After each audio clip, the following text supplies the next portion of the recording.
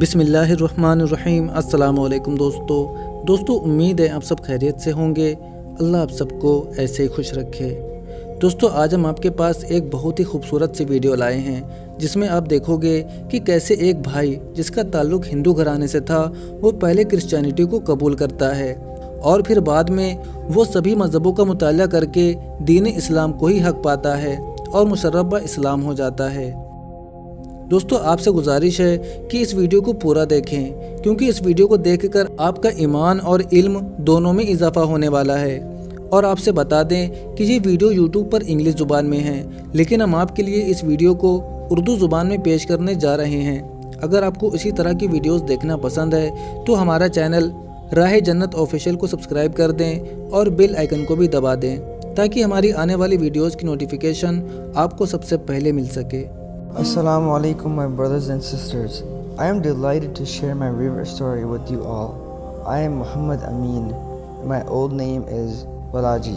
I was practicing the religion of Hinduism from my childhood till the age of 12. मुझे अपने कबूल इस्लाम की कहानी आप लोगों के साथ शेयर करते हुए बेहद खुशी हो रही है।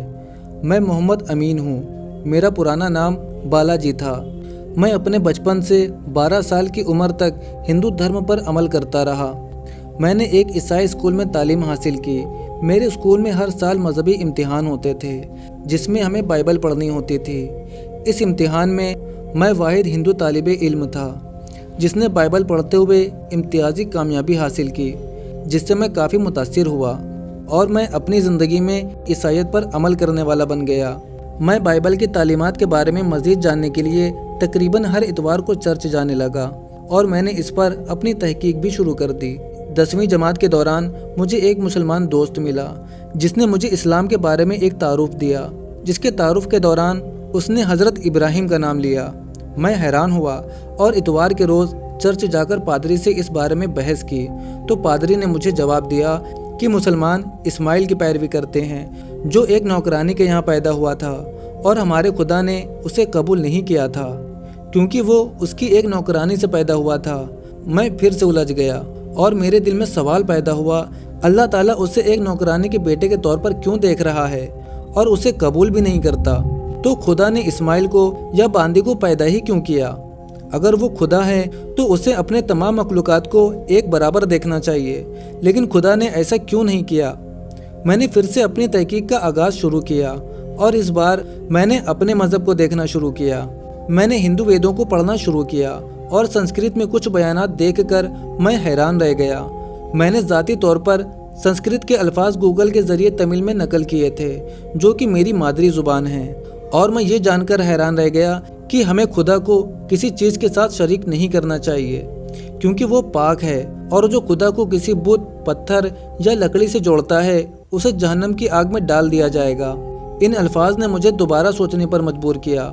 जैसा कि ईसाईयत में है यीशु को बुत के साथ और कुछ सलेब के साथ पूछते हैं और हिंदुओं में भी बुतों की पूजा होती है। मैंने खुदा को तलाश करना छोड़ दिया और इस नतीजे पर पहुंचा कि इस दुनिया में खुदा का कोई वजूद नहीं है। हम इंसानों ने ही खुदा को लोगों में खौफ पैदा करने के लिए बनाया है। और मैंने अपनी रिसर्च रोक दी कि हम यहाँ क्यों रहते हैं और हमें किसने पैदा किया है। मुझे एक मुसलमान दोस्त मिला जो मुझे रमज़ान के महीने में सबसे पहले अपनी इबादत दिखाने के लिए मुझे मस्जिद ले गया। मैं अंदर जाना चाहता था क्योंकि मैं ये देखने के लिए बेताब था कि मुसलमान किसकी पूजा करते हैं।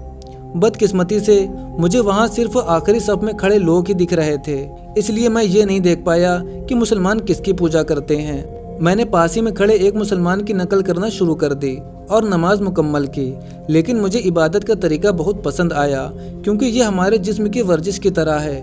उस वक्त मुझे ये खौफ भी था कि अगर मैंने नमाज गलत की तो वो मुझे मारेंगे। अक्सर गैर मुस्लिम मुसलमानों के बारे में ऐसे ही सोच रखते हैं कि मुसलमान दहशत गर्द हैं और वो दूसरे लोगों के साथ बदसलूकी करते हैं। मैंने ये पूछने के लिए सोचा कि तुम लोग किस बुत की परस्ती करते हो, लेकिन जब मैं नमाज से फारिग हुआ तो ये पूछना भूल गया। फिर 12वीं के दौरान मुझे अनस नामी एक दोस्त मिला जो मुझे सबसे पहली जुमा की नमाज के लिए लेकर गया। मैं इस शौक़ के साथ ये देखने गया कि अब पता चल जाएगा कि मुसलमान किसकी पूजा करते हैं या किस बुत की परस्ती करते हैं, लेकिन हाय मेरी किस्मत मेरा साथ नहीं दे रही थी और मैं इसी कोशिश के साथ आखिरी सफ़ में शामिल हो गया।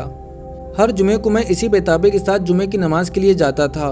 एक बार मेरा एक पड़ोसी सद्दाम ने मुझे मस्जिद में देख लिया। मेरे पास आकर शाइस्तगी से कहा, मुझे खुशी है कि आप जुमे को बाकायदगी के साथ आते रहते हैं। उसने मेरा नाम पूछा तो मैंने उसे जवाब दिया कि मैं एक हिंदू हूँ, मैं यहाँ सिर्फ अपने दोस्त अनस के लिए आता हूँ। उसने मुझसे पूछा कि आप यहाँ पर कैसा महसूस करते हैं, तो मैंने उससे साफ तौर पर कह दिया कि मैं एक मुल्हिद हूँ और तुम्हारे लिए यही बेहतर होगा कि तुम मेरे साथ हो जाओ, क्योंकि हकीकत में कोई खुदा नहीं है और हम इंसानों ने ही खुदा को बनाया है।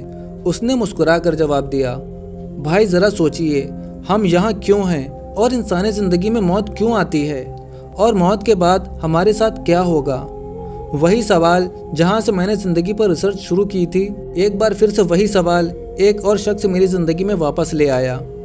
मैंने ज़ाती तौर पर महसूस किया कि उसके पास मेरे सभी सवालों के जवाब हैं। मैंने उसे अपनी तहकीक के बारे में बताया और ये भी बताया कि मुझे लगता है कि मेरा जवाब आपके पास है।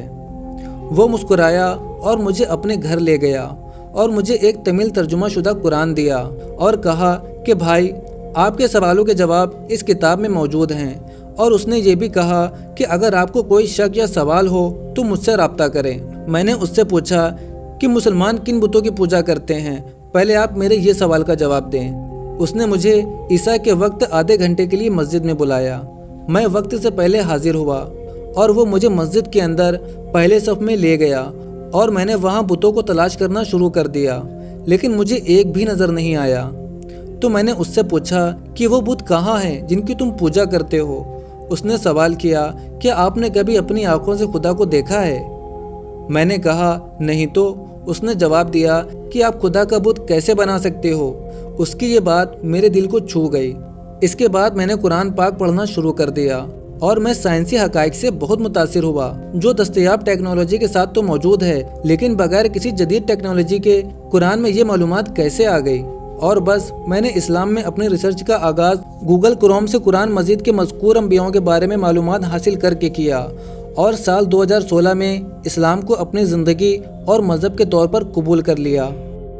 शहादा लेते हुए मुझे एक नवज़ायदा बच्चे की तरह महसूस हुआ। मेरे अंदर का एहसास लफ्ज़ों में कर पाना नाकाबिले बयान है। मुझे याद है कि जब मैंने पहली बार अल्लाह से दुआ की थी तो मैंने इसे लफ्ज़ी तौर पर अल्लाह से बात करने की तरह महसूस किया। मेरे तमाम इस्लामी भाइयों और बहनों, मैं ज़ाती तौर पर आपसे दरख्वास्त करता हूँ कि मेरे लिए दुआ करें और कुरान के इल्म को दुनिया में फैलाएं। इस्लाम हमें अल्लाह की तरफ से तोहफ़ा है और इस तोहफ़े को मजबूती से थामे रहें।